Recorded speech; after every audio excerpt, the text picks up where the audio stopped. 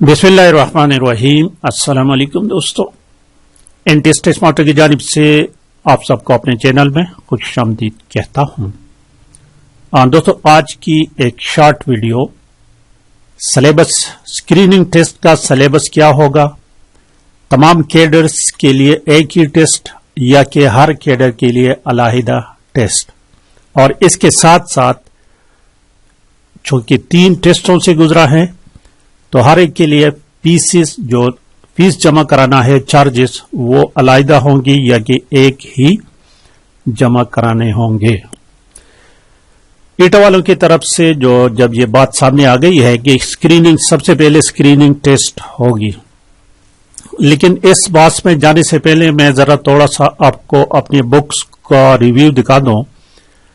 ये एक बुक जो साबिका ईटा और एनटीएस के पेपर्स हो चुके हैं 2018 से 2022 तक,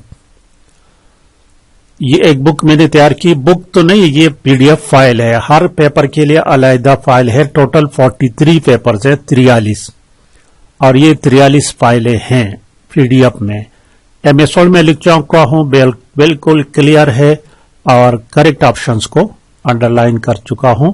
तो इसकी कीमत मैंने 700 रुपये रखी है। अक्सर दोस्त इसके बारे में पूछते हैं कि इसकी प्राइस क्या है, और जिनको चाहिए तो इस व्हाट्सएप पर राबिता कर सकते हैं।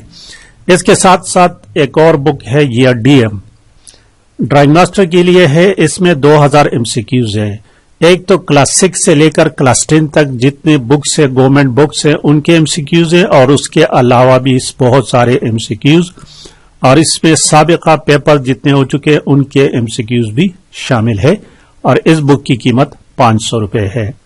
इस तरह एक और बुक है कंप्यूटर ऑपरेटर्स की। ईटा के जरिए जितने कंप्यूटर ऑपरेटर के पेपर्स हो चुके हैं उनके लिए, उनको सबको मैंने कलेक्ट किया है, उसको क्लियरली एमएस वर्ड में लिख चुका हूं, पीडीएफ में है, 12 पेपर्स है, और उसको पुलिस सॉल्व कर चुका हूं।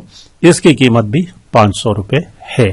तो अब चलते हैं दोस्तों इस बात पर कि स्क्रीनिंग टेस्ट के लिए सिलेबस क्या होगा।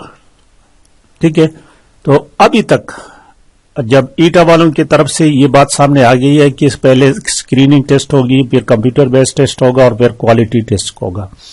क्वालिटी टेस्ट में आपके फिंगरप्रिंट्स और उसके आपके डॉक्यूमेंट्स चेक होंगे, शनाख्त कार्ड वगैरह वगैरह, लेकिन असल टेस्ट जो होगा वो कंप्यूटर बेस्ड टेस्ट होगा।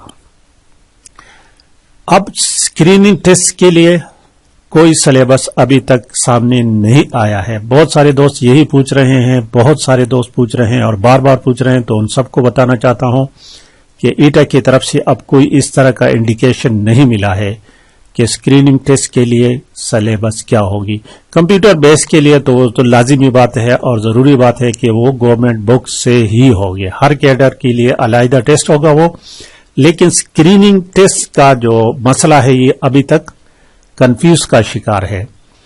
तो मेरे जाती ख्याल के मुताबिक तो दोस्तों, अगर आपको याद हो तो सुबह सिंध में एक टेस्ट हुआ करता है ग्रेड 5 से ग्रेड 15 तक। वो जनरल टेस्ट होता है, वो जस्ट फॉर क्वालिफिकेशन होता है, टेस्ट क्वालिफाई करने के लिए होता है। उसमें पास फेल होता है, मार्क्स नहीं होते, और उसका तरीका ये होता है कि पहले टेस्ट अरेंज कर लेता है, जो पास कर लेते हैं जो कैंडिडेट, तो उनको कार्ड दिया जाता है, पासिंग कार्ड, जो कि 3 साल के लिए वैलिड होता है। हर 3 साल बाद दोबारा टेस्ट पास करना होता है।